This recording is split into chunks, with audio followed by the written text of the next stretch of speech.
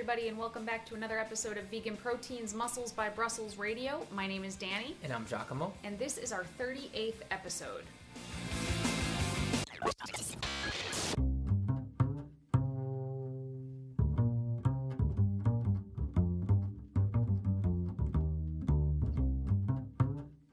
So Giacomo, you've had some really cool stuff going on lately with your training. Why don't you, I know you're super excited, why don't you tell people about what's going on? I don't know, I'm not going to stop talking if I start talking about my bench. It's been like, geez, two and a half freaking years of trying to get any sort of progress whatsoever with my bench.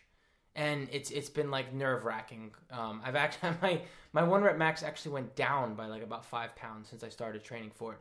But my work capacity has increased tenfold. But when you're a power lifter, your work capacity doesn't matter. It's just your 1 rep max. Yeah, exactly. So it's like, hey, everybody, I can train my bench every single day and not get sore, but it doesn't mean anything. But I guess, like, long story short, you know, I haven't really seen my 1 rep max go up still, but I think it's about time. And I think the moral of the story is with some of your lifts that you just need to take more time to build the capability to be able to get stronger and to get your 1 rep max up. So if your 1 rep max hasn't actually gone up, what have you been excited about this whole time? Now I'm confused. Well, to me, if I'm not on the platform and I don't complete a lift where the max is higher, then to me it hasn't gone up yet. So the next time I compete, though, I believe that I will be PRing. Right. No. Okay, this whole time I thought your 1 rep max went up and that's why you were so psyched. So this whole intro is now just really confusing to me. My estimated 1 rep max. You're really excited because you think your 1 rep max is going to go up very soon. Yeah. All right. I wish I had that kind of optimism for legitimately anything in my life. What about you, though? Speaking of, like, optimism and your prep and all that jazz, I mean, you're powering through it, right? Yeah, it's been like the most awesome prep and also the most horrible prep ever simultaneously. So, I am 13 weeks into this prep, closer to like 10 actual weeks of dieting and down about 13 pounds, which is cool. And everything is coming in really, really well, but, and this is a really big but, I have developed adhesive capsulitis, which is also called frozen shoulder. And it's exactly what it sounds like. My shoulder capsule, which the best way I can describe a shoulder capsule is picture your clavicle, your humerus, your arm bone, and your scapula. You know, they're all connected with tendons and ligaments and stuff, right? Well, now imagine that those tendons and ligaments and such are sort of like wrapped in a soft protective casing. That's your shoulder capsule. Mine has become incredibly inflamed and essentially turned to stone. So all 3 of those bones, my clavicle, my humerus, and my scapula, are essentially moving as one, as though they're in a cast, and it has made everything about 1,000,000 times more difficult. So basically, your arm, no one can see that your arm is messed up when you're like just walking around, but essentially you're living with your arm in a cast, just no one can see it.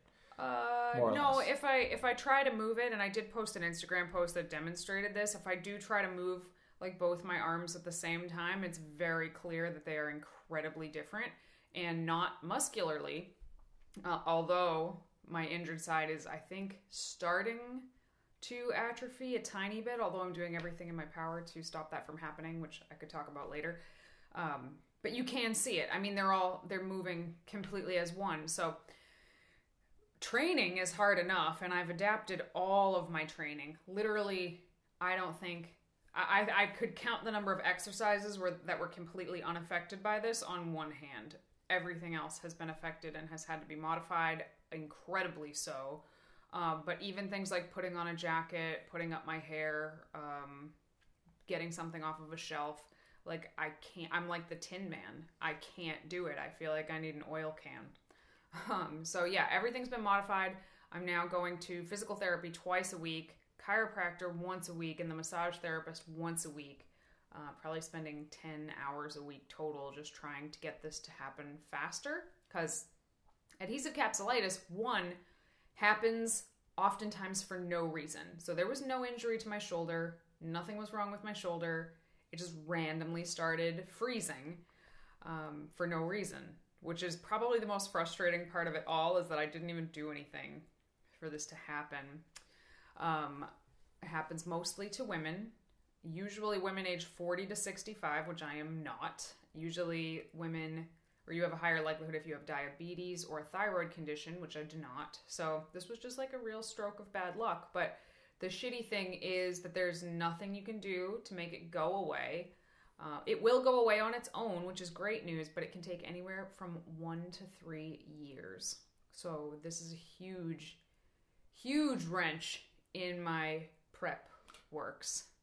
I remember the doctor saying 6 months to 3 years, depending on the person. I mean, obviously, like, there's for it to thaw, not go away completely, which I guess I have 2 questions for you, and this leads me to my first question. 1, I mean, we don't need optimism here. We need realism. You're really good at realism. So realistically speaking, what do you think the odds are of this thing being mostly thought out by the time you're ready to hop up on stage? I think it's pretty slim. I think that I can't put a number on it, but I think it's a slim chance that it's going to be healed by the time I'm competition lean.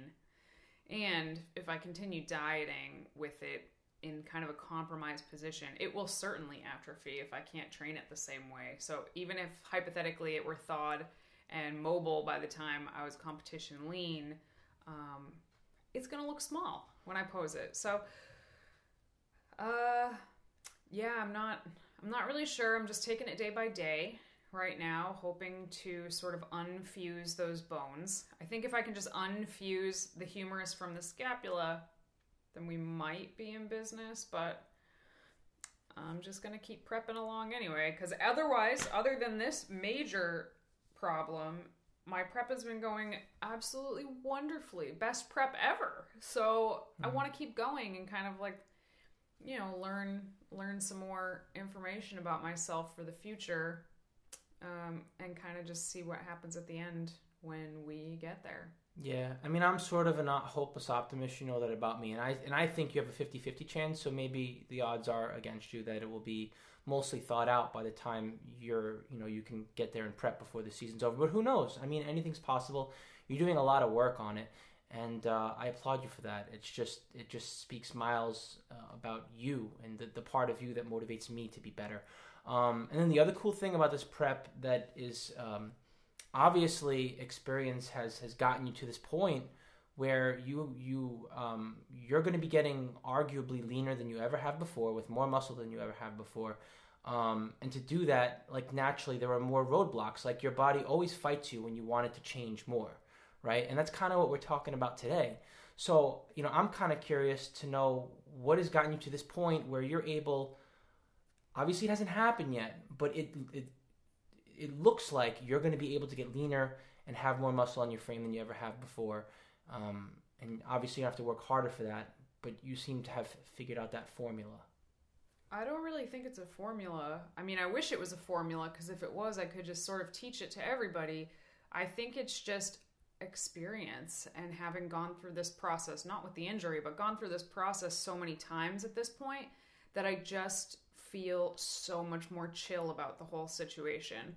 Like, I remember my first contest prep, literally every single day felt like do or die. Like, everything just felt so dire all the time, and I don't really feel like that anymore. Like, I have my things I have to do, and I check them off every day, and like, that is my prep. I don't need to hype myself up every single day and go out there and try to be a beast and destroy myself and feel as shitty as possible at the end of the day. I can be chill and laid back about it, still push and challenge myself, and at the end of the day achieve probably better results because I'm not so stressed out about it. So yeah, I guess that's it. But today, to add on to what you were just saying, today we're going to be talking about what happens when you are on some kind of a fat loss journey and progress plateaus, basically. It's March. It's the end of March right now. So a lot of people that started, deciding that they wanted to lose some body fat at the beginning of the year. They've been at it for the same amount of time as me, about 13 weeks, and maybe in the last few weeks, progress has slowed down significantly, and you don't know why. One, what's going on, and two, what the heck to do about it. So today we're just going to have like a little talk about that, because I think it's something that anybody who's on a fat loss journey will go through at some point. So I think what people don't realize is that just because we want something to happen mentally and we will ourselves to do it and we create this plan and we stick to it, and it's aggressive to even sometimes extreme, that they're going to get the results they're looking for. But, the truth of the matter is that our bodies crave homeostasis, and they are very adept at adapting to whatever it is that we do. And I think one of the things that people don't understand is if you have a harder time losing fat, that actually means that you have a more adaptable metabolism. Likewise, if you have a hard time building muscle, a lot of people just say like, if they do lose fat really well or gain muscle really well, they say, oh, I have such a super adaptable metabolism. No, actually, that means that your metabolism isn't adapting to the caloric deficit, and that's why you're still making progress. So we kind of want our metabolisms to be as inefficient as possible. The more inefficient your metabolism is, the easier time you're going to have reaching your muscle gaining and fat loss goals, which is kind of interesting, right? But when you think about it, if you have an efficient metabolism, right? If you had an efficient metabolism in the caveman days, you were the one who was going to survive. Mr. Inefficient metabolism that, you would go through a famine and lose all of your weight, you die. But the person who's going through a famine and their body says, well, down-regulate everything, they live through the famine. So I really think it's important to remember that when these stalls happen, that really it's kind of a good thing. It means we would have survived, and like that super lean guy over there, he probably would have croaked. So just something to think about when you're somebody who's like me and we have super efficient metabolisms, just a little nugget I like to remind myself of. So when you're building your team for the apocalypse that's inevitably upon us, you want me. You don't necessarily want me. Right, exactly. So what this means is when you are in a caloric deficit, your body has physiological responses to being in a caloric deficit, or from here on out, I'm just going to call it an energy deficit, because you can create a deficit, yes, by not eating enough calories, but you can also create a deficit by doing a ton of movement. So it's really an energy deficit. When you're in an energy deficit, your body goes through all kinds of hormonal, chemical, and just other physiological and even psychological changes to kind of stop that fat loss from happening, because it wants you to survive the famine. But this is very, very frustrating to us when, like Giacomo said, you have a goal, you have a desire, you have the will, you have a plan that you've laid all out, and you're executing it, and a week in, 2 weeks in, 3 weeks in, it just kind of stops working, it feels like, and you're like, what the heck? What is happening? Well, what do I do now? So what is actually happening? So there are all these physiological processes going on behind the scenes that we're not aware of, and quite frankly, we don't even necessarily care about them. We just want to see change. But to understand the mechanisms and to understand what's happening, these things will allow you to be able to know when and how to make change. So there's several ways that our body expends energy. One of them is your basal metabolic rate. One of them is the thermic effect of your food. The next one would just be your lifestyle, your job, things like that. And the last one would be your NEAT, your non-exercise activity thermogenesis. So the first thing I think that we should be looking at is our basal metabolic rate. And I think it's easy to take a look at how much we're used to eating when we're just maintaining a certain body composition and body weight and being like, you know what, this is how much I should be eating, and I can diet a little bit from here, and it's going to be all right. I'll get cut. But what people don't realize, is that as they're dropping body fat and as they're losing weight, as they're becoming, a smaller person in essence, they're going to burn fewer calories at rest and while they're active. And I mean, we have to account for that. And it can be frustrating because you get to this point and you're like, damn it, like why am I forced to eat so little and I'm still not making progress? And you can sort of like look at the way that you were before you started the cut and we're like, man, I'm just like, what am I doing wrong here? But the truth of the matter is you're not necessarily doing anything wrong. You're accounting for the fact that your body, you want your body in a different place. Yeah, let's say hypothetically that a person burns, or a person's basal metabolic rate is around 10 calories per pound. Well, if you lost 10 pounds already, that in and of itself is 100 calories fewer that you would need to eat a day just from your basal metabolic rate.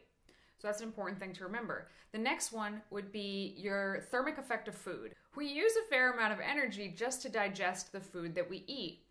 Between all the macronutrients, it's probably around 10% or so. So if you're eating at the beginning of your diet 1,500 calories a day, then you're burning 150 calories just digesting that food. And that number is actually a bit higher depending on how much protein you're taking in. But if you were eating 2,000 calories a day beforehand, then that would have been 200 calories you were burning just to eat your food. So when you lower your caloric intake, by definition, you lower the amount of energy you're spending digesting that food. Okay, so we've just explained two separate ways that your body downregulates how many calories it is burning through every day. One, you get smaller. Two, you eat less. Those two things mean you are burning less every day. These are two factors that are completely outside of our control. That's just the way it is. Aside from bumping up your protein to increase your thermic effect of food, there's really not a whole lot we can do about these things right here. But the next two we're going to talk about are things that you can pay attention to and affect. And believe it or not, studies have shown that from the start of a diet to the end of a diet, usually someone's overall calorie expenditure is down maybe 15% or so. Roughly, yeah. From what you would expect, right? But of that 15%, 60% of those calories come from the next two things we're going to talk about. So of the amount that your metabolism slows down during a diet, which is going to happen to everybody, 60% of those calories can be accounted for in a way that we can make up for them as long as we know what to pay attention to. So the first one is just your lifestyle, your job, your day-to-day training. Those things matter a lot. If you're somebody who sits in front of a desk all day long, you're obviously going to be burning fewer calories than, say, a plumber or somebody who's like up working with heavy stuff all day and moving from house to house or place to place all day. That person obviously burns more. But when we're dieting, a lot of times we just sort of become lazy in the things that we would normally do. When we're well fed and have plenty of energy, we don't think twice about like picking up that extra shift or getting up several times a day to go to the bathroom if you sit at a desk all day. But when you're dieting and your energy is a lot lower, I personally know that I have convinced myself that I can wait another hour to even go to the bathroom. Just because like I don't feel like getting up right then. And I don't mean people that are dieting are lazy as in like their personalities are lazy. These are the things that your mind says to you in your body's efforts to conserve your energy because, again, famine. Always think back to that. These are all survival mechanisms for your body. So if, when you're well fed and happy, if someone says, hey, do you want to go out tonight? And you're like, heck yeah, I want to go out tonight. But when you've been dieting for 10 weeks and someone says, hey, do you want to go out tonight? And like Netflix on the couch sounds like a million times better to you. So you decide to do that instead. It's funny. I'm kind of like remembering back in the day where people thought that we could outsmart our metabolism by just like grazing and eating 10 meals all day long. But it's like, no, our bodies, our metabolism and our bodies are still going to outsmart us. And whether we like it or not, when we don't have enough fuel for the energy expenditure that we're used to, we just find like our lifestyle just winds up changing. Like it's just kind of the way it goes. You just end up becoming more sedentary, whether you realize it or not. I could throw out like 100 different examples of things that I would be happy to do in the off season and that I would kind of have to convince myself to do dieting. Cleaning my house. That's a great example. I'm like a little cleaner in the off season. Like I, do all the floors every weekend. And even just in the last few weeks, like the weekend has come and I've been like, floors are all right. Floors can go another week. It's all right. And that's, I know, like I hear myself saying it, but I know it's just like my body's own way of trying to get me to do less. Mm-hmm. So the next one kind of piggybacks on top of this, but it's even more subconscious than making decisions to like go out or not go out. And that is NEAT. And that is non-exercise activity thermogenesis. And these are even less obvious ways that we conserve energy throughout our day-to-day. I mean, it doesn't even matter what our lifestyle is. Things that we don't even think about. We wind up like tapping our toe less at our desk, like moving around to readjust our posture less, like shaking our hand while we're writing less, like any pacing on the phone, like when you're on the phone and you just walk back and forth. Yeah. These are things that you just stop doing. So things that you would not even think about. And then if you were to sit there and analyze, you'd be like, oh crap, I am kind of a little more sluggish than normal.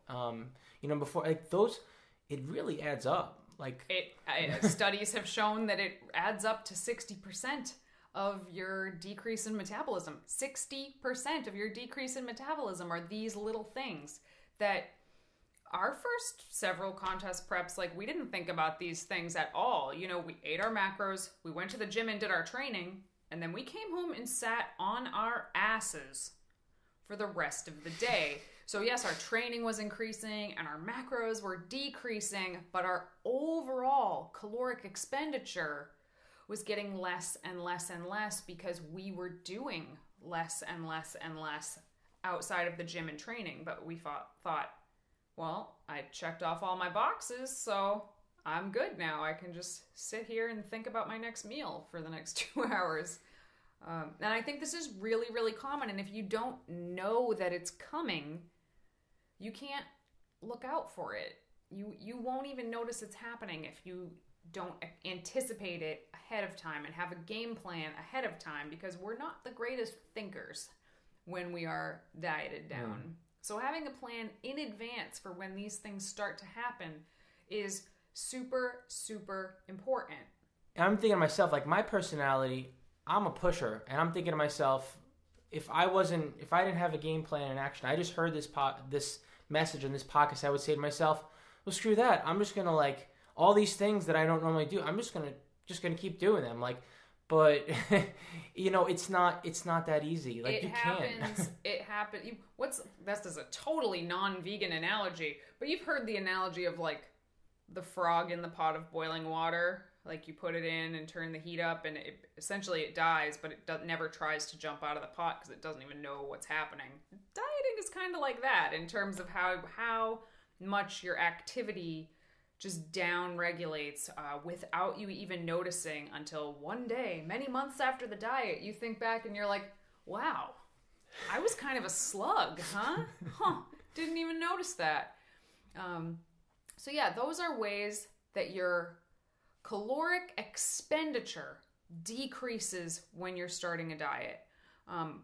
Let's also talk about the ways that our caloric intake increases along a diet and sort of why that would happen. I mean, it's pretty obvious, right? There's only one way your caloric intake could increase on a diet.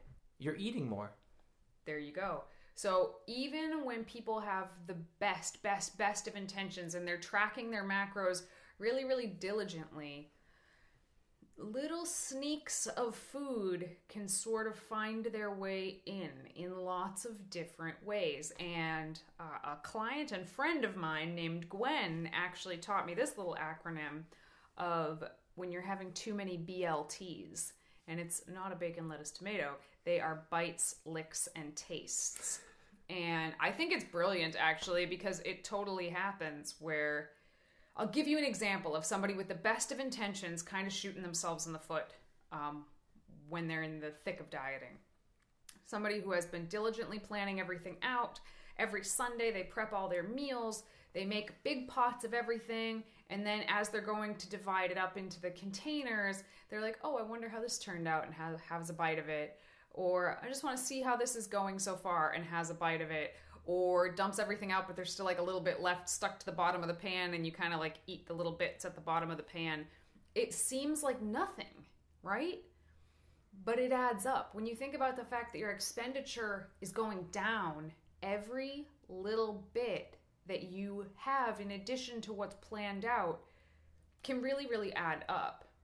And I think it's very, very important to pay attention to these little bites, licks, and tastes, because they can cut your progress in half.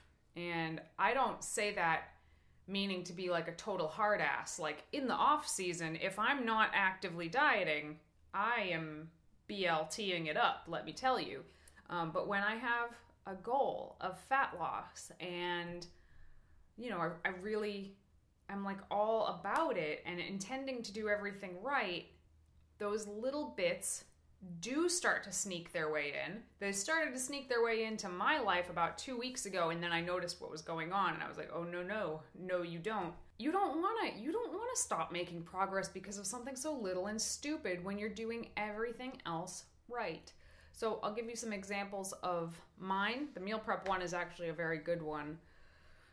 Little add-ons to my food, like I have my meals prepped, but then I sprinkle on some extra nooch at the end, or some extra salsa, or I have more ketchup with my air-baked sweet potato fries, or I start using more stevia, which some stevia really is calorie-free, but most of it isn't really calorie-free. It's just very, very low in calories. So they can write 0 calories, but if you're eating a ton of it every day, it adds up. Things like that really, really start to add up. So paying attention to that, and then I think even more important than that, being honest with yourself about it is critical. Yeah, and that's easier said than done. And I mean, I'm not going to sit here and assume that everyone's using scale and weighing things out in grams when they're portioning out their food.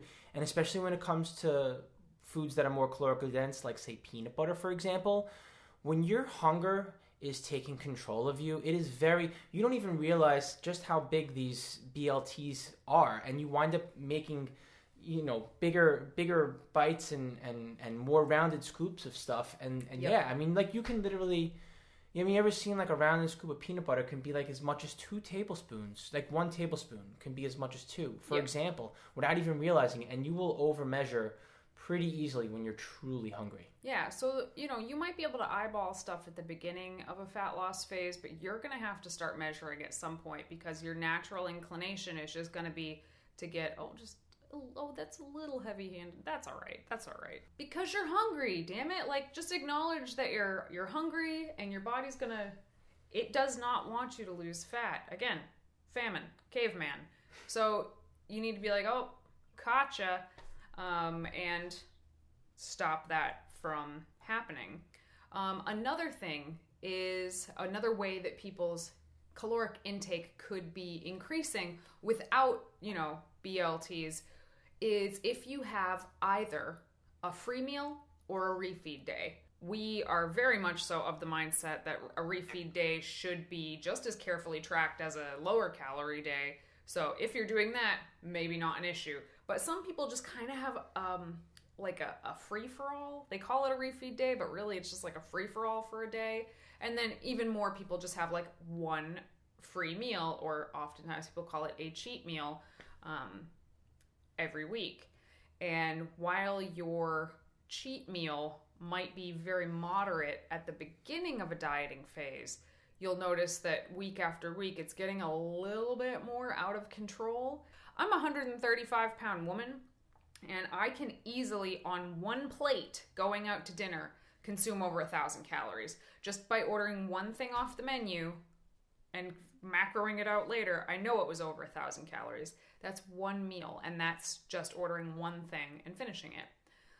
So it's very easy if you get like one thing and a dessert. Now you're closer to 1,700 calories. And it can go from, maybe you have that and a cocktail. Now you're at 2,000 calories. In order to drop 1 pound of body fat, you need to burn 3,500 calories more than you take in. I just described a pretty simple meal that would cut down that 3,500 calorie deficit to a mere 1,500. Now, rather than losing 1 pound a week, you're losing like 0.3 pounds that week. And 0.3 pounds, who can actually see that on the scale? Because water and salt and stuff can alter it. So you can be at a quote unquote plateau for several weeks if your cheat meal is out of control. So I'm not a huge fan of cheat meals. I really like to call them free meals. I don't even let my clients call them cheat meals. And, I think having some guidelines to a free meal will help keep that from getting out of control. And then at some point you want to evaluate and reevaluate your free meal. And even if you're able to be sensible about it, there may be a short period of time where you need to make that executive decision and maybe just get rid of your free meal, because let's face it, like it's when your hunger signals are that strong, I mean, sometimes it can be next to near impossible to like really honor the sensible portions that you need to have to continue to lose body fat. And furthermore, like you can't even necessarily quantify it, Yeah, I think that, back to the like being honest with yourself thing, I think it's really hard for most people to be honest with themselves when they go over their planned intake. Like, I mean, there have been times where I've gone over my planned intake and it is a shitty feeling to have to log it and see like how far over I went.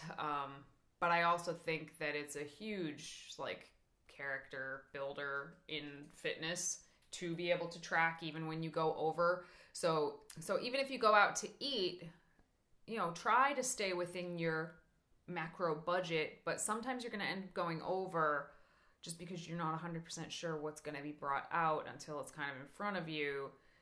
But log it, track it anyway. Like, even if you didn't do what you hoped to do, I think it's important to just keep collecting that data. You might have a free meal and end up, dropping weight, like have a big free meal and end up dropping weight that week. And that's a pretty important piece of data to have as well. Mm-hmm. So, yeah, there's two sides to that for sure. Okay, so we talked about how your caloric expenditure can and will decrease. And we've talked about how you can end up eating more than you think you are eating. What can you do about those things? Well, there's nothing you can do about basal metabolic rate and the thermic effects of food, but we can do things about our lifestyle and our NEAT. So I think this is where you need to get a little creative with yourself, realistic and creative. No matter what you do, you're going to wind up expending less energy with the same routine that you had before you started dieting. I think you just have to face that fact. That's just the way it's going to be. I don't care how disciplined you are. I don't care what your willpower is. I feel like that's just the way that it goes. But if you step outside the box and get creative, you can make up for that loss in energy expenditure in other ways. And this is going to sound crazy, but it's as simple as walking. It's as simple as walking. And quantifying how much you're walking, not just like, oh, I think I'm just going to go on a walk today. Like figuring out, one, how to incorporate walking into your daily regimen, and two, how much you're walking. And the easiest way to do that is to track your steps. Some people have wearable devices to do this, like a Fitbit or what have you. But most phones these days have built-in pedometers to them. I have an iPhone, so I don't really know how it works on Androids, but I know like on the iOS platform in the Health Kit, You can click on that, and this always freaks people out. I mean, it's like crazy. What do these devices track on us? Like, what don't they track on us? Yeah. I remember the first day I looked at it, I tapped the health kit, and then I saw all of my steps for like years, and I'm like, oh my God, I cannot believe this phone's been tracking my steps all this time, but it does. So I guess my point is you can keep your phone on you, make it a point to keep your phone on you all the time, especially when you're walking. Figure out what your daily steps are on average, and start bumping that up as much as like 1,000 to 2,500 to 5,000 more steps a day. Yeah, I think a smart thing to do before you even start dieting is find out how many steps a day on average you walk. Most people will be pretty bummed out to see that they probably walk like less than 5,000 steps a day, especially if they work at a desk. That might even be shooting high. But with that knowledge, shoot for a step count when you start dieting and be sure to hit that step count every day. I think a lot of people would be very surprised to know that this entire contest prep thus far, I have not done any cardio besides walking, and I'm only walking 8,000 steps a day. But here's the thing. That's not even that much. So, you can, because I'm making up for the lowered amount of activity with my lifestyle and my NEAT by walking extra steps, I haven't had to go hop on an elliptical and like plug away really hard and fast for 30 minutes. I'm not saying that's not going to happen at some point during this prep, but you can get really far without it. Well, it's more important than how far you can get without it is the reason why walking should take precedence over cardio, like steady state or high intensity. And the reason being is because walking is not nearly as fatiguing. I mean, it's hardly fatiguing at all, really. And fatigue can halt you dead in your tracks for making progress. I mean, maybe you're the type of person that can push through a workout, but like you're doing yourself a disservice if you've accumulated so much fatigue that you can't properly recover. Let's face it, when you're not fueling yourself up properly because you're dieting, you're not going to recover regardless. So, like your fatigue accumulation is something that's precious and you should like only use it when you need to, like for training. So just starting to do a whole bunch of cardio because you can get steps in quicker and burn fat faster is not necessarily smart. Yeah, so I think I am in agreement with Giacomo that your steps and paying attention to the number of steps you get per day is far and away the best thing you can do to limit your lowered caloric expenditure. Another thing that you can do, and I think it's wise to do this before you start dieting, is to kind of plan out a schedule in advance, like a couple months in advance at least. Think about the things that you're wanting to do. For example, at Easter coming up next week, or at various holidays, or different events that you want to go to, maybe concerts, this or that. Like commit to them from the beginning and then follow through with it, because you kind of feel pretty crummy into a diet after a while, and you don't really want to do as much. So if you're making a decision on that day, you're probably going to not really be in the mood to do it. But you'll always feel better if you actually do it. And it will only help your diet along if you keep up with your normal activities. If you normally golf with your buddies on the weekends, keep that commitment. Because when you start to take them away, it just chips away at your energy deficit and you can hit a plateau. I mean, yeah, as best as you can. You also have to be realistic with yourself. Like if like you're in a terrible mood and you have shit energy and you just can't do something, like don't force it. But yeah, definitely try to keep up. The food situation, I feel like we mostly covered. Like it's about being really, really aware, paying attention to what you're doing, and being honest with yourself. There are some other reasons that plateaus can happen, and I think they're a little bit more complicated than we'll be able to really get into in this one podcast, so I'll just kind of generalize it. One of the main reasons that a lot of people plateau is because they're pushing too hard, too fast, or for too long. Basically, they are just dieting too much, and the pushback from their body is so intense that progress is so slow that it feels like almost nothing, and you feel like shit all the time. And a lot of times that's from people starting with way too much cardio, a deficit that's way, way too steep, and then doing it for really extended periods of time. It is the most frequent thing that we come across when people are looking to work with us and they're a little lost, or they just want to like continue the course, I would care to say about like 70% of the people that inquire to work with us are doing like going to way too extreme measures right out the gate. And it's like, whoa, what are you doing? Why are you consuming 1,200 calories and doing 2 hours of cardio on your first week of prep? Like, that's crazy. Well, I don't fault people for that because, again, like when I think back to my first prep, I just remember that do or die mentality. Like, I'm going to be a friggin' beast and I'm going to win. And it's like, boy, wouldn't it be cool if like the amount of chance we had of looking incredible was solely based on how beastly we could be? Like, we'd all be beasts if that was all it took. But it takes so much more than that, and a lot of times more means actually doing less and pacing yourself. So we talked about a lot of physiological changes that take place, but and a lot of those are hormonal too. But again, you're not really interested in what is happening. You're just interested in the fact that you're not getting the results that you want.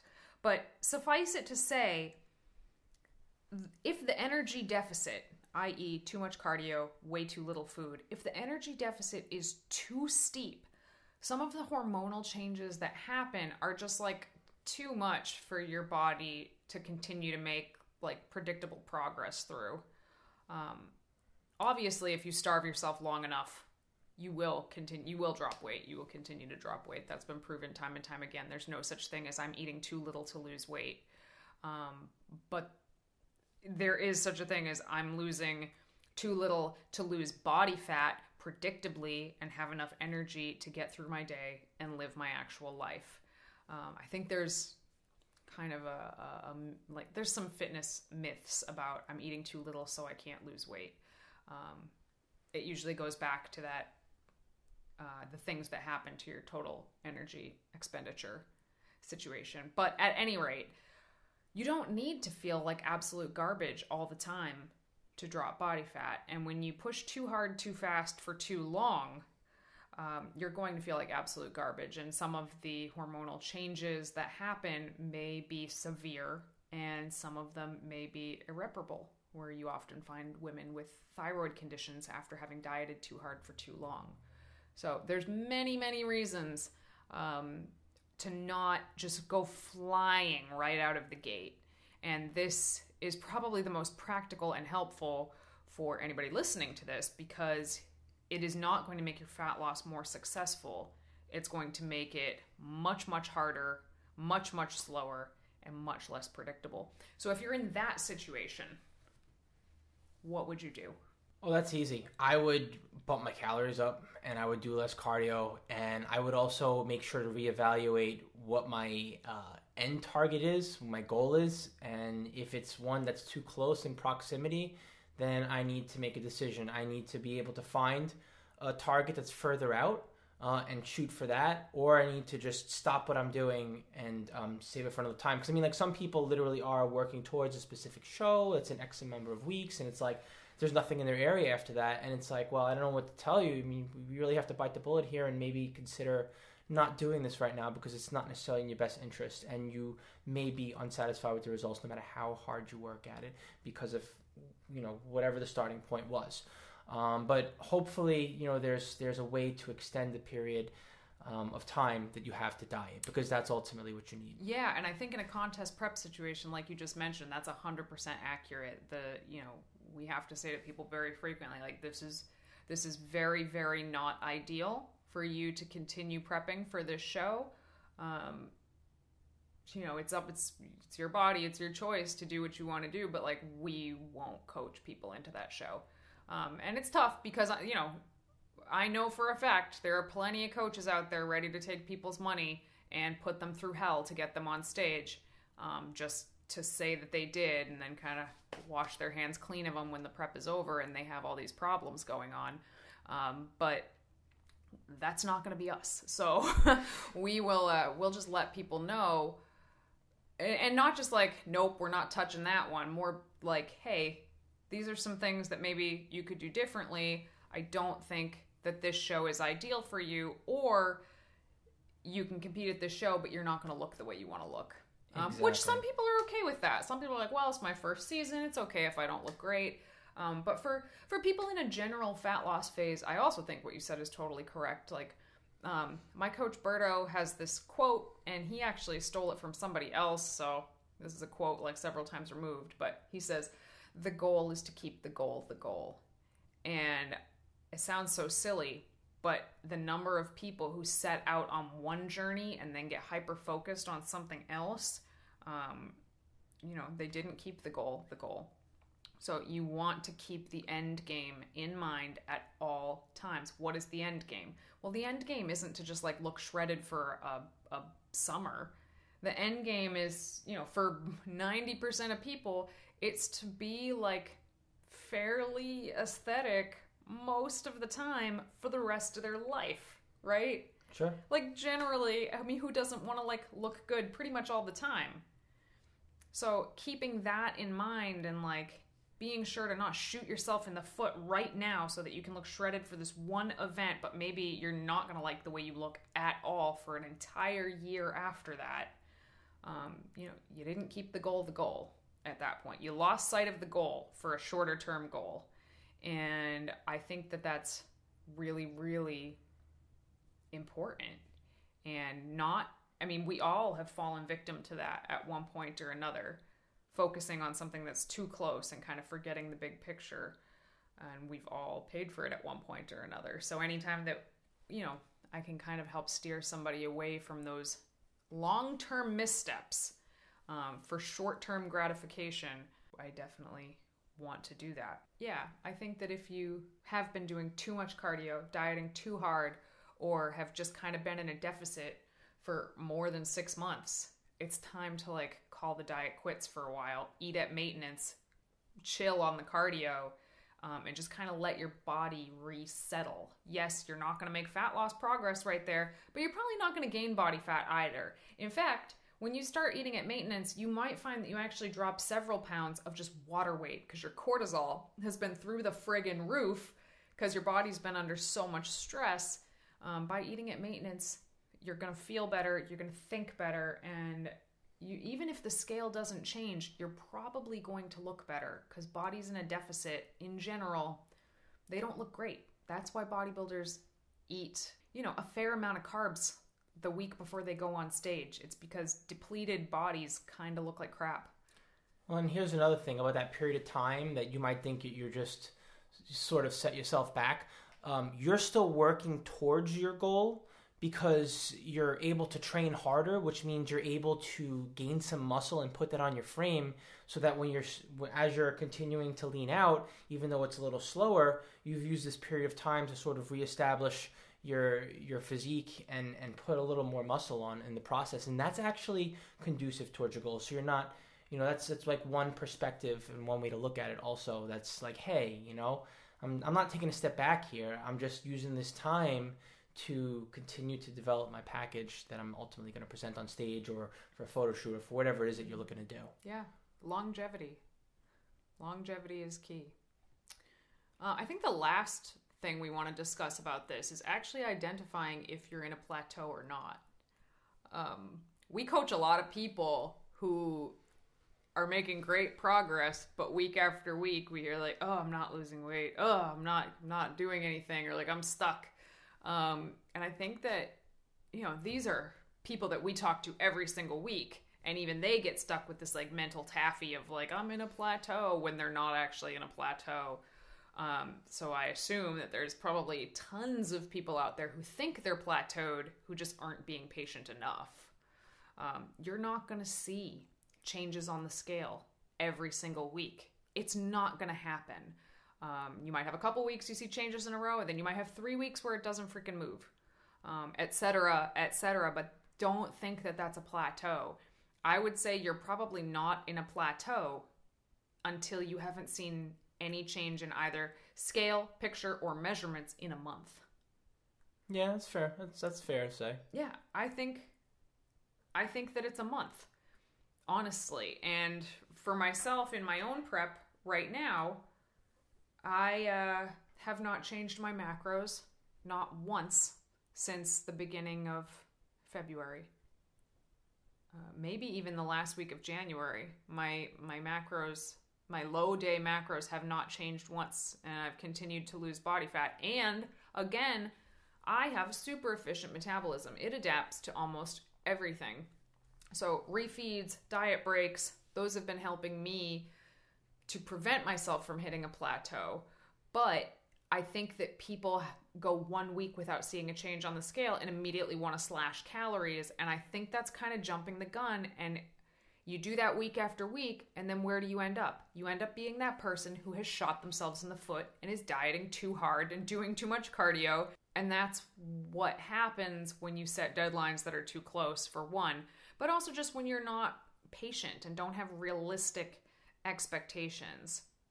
Well, I think the other thing that you need to remember is that, you even whether you're a seasoned veteran to the dieting game or whether you're a little newer to it, either which way, sometimes you're developing skills and sometimes you got to sharpen those skills up again, and that takes a little bit of time. And I think that's an advantage when you get into the dieting phase and you give yourself adequate time, because at that point, if you don't allow yourself the ability to, I guess, get in the zone, so to speak, you're also potentially shooting yourself in the foot. You don't have like the habits built, the routine built, your life in order. Oh yeah. Yeah, people, I think that this is completely an aside, but if you are thinking about doing a contest prep, get in touch with the person that you want to coach you long before the prep should start. Long before the prep should start. Because you need to learn all of these skills, because if you're learning them for the first time on day one of a competition prep, you are going to have so many hiccups along the road, just because there's so much to learn and it's flipping your life basically on its ass for the next 6 months. Learn these skills in the off season. You will be more successful in your prep. That's all I'm going to say about that.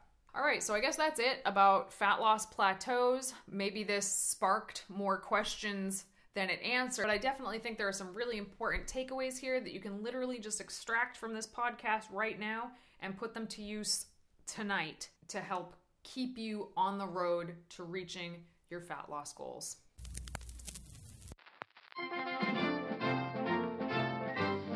Yeah, we haven't had a product review in a while, and it just so happens that I have something really yummy in front of me that we got earlier this week, and I'm pretty excited to talk about it. The brand name is Pintful, and let's see, they call it the world's healthiest peanut butter. And I guess they call it that because it's a protein peanut butter.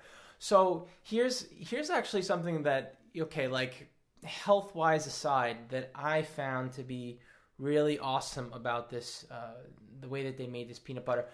It's really cool, it has protein and all, but I found that it was pretty fluffy, actually. And usually when I'm putting peanut butter on something, I want to add to it, and I just want to make it, whatever, like add chocolate, add sweetener, add something to enhance the texture as opposed to just the peanut butter itself. I mean, I'm a peanut butteraholic just like anyone else, and I could just slather a whole bunch onto a piece of bread or apple or whatever. But, I guess my point is this particular peanut butter was especially fluffy and creamy. And it's funny because when we got this product to try out, I thought to myself maybe it'll be just as good as regular peanut butter, but I wonder what the protein could possibly take away from it taste-wise. So it definitely surprised me to figure out that adding protein to the peanut butter and improving the macronutrient profile also wound up indirectly improving the taste of it. So that's a win. Anyway, this product is not commercially available yet, but they do have a Kickstarter to launch it next week. It's a super awesome company, cool people standing behind the product, and I'm definitely a fan. So we'll leave a link below in the notes for this episode if you want to check it out for yourself, and it's called Pintful Peanut Butter. So another thing, keep your eyes out, because I did make a peanut butter cup recipe with this product, and it should be up on the Instagram either this week or next week, but be sure to keep your eyes out for it. It was really, really good, and I think you guys are going to like it.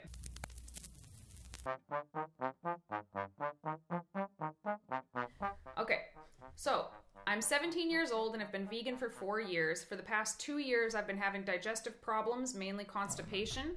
I've been taking a probiotic for 2 months and drink around 85 ounces of water a day. I eat 95% whole foods and don't eat meat substitutes. Nothing seems to help. Do you have suggestions? They're constipated, and they're having how much whole foods in there? Like 85% of their foods are whole foods. 95% whole foods. And I'm assuming they're not dieting. It doesn't. We don't have that. Okay. So here's the thing. Like, have they taken a look at their fiber intake? Because speaking from experience, it could be really cool to be like a militant clean eater.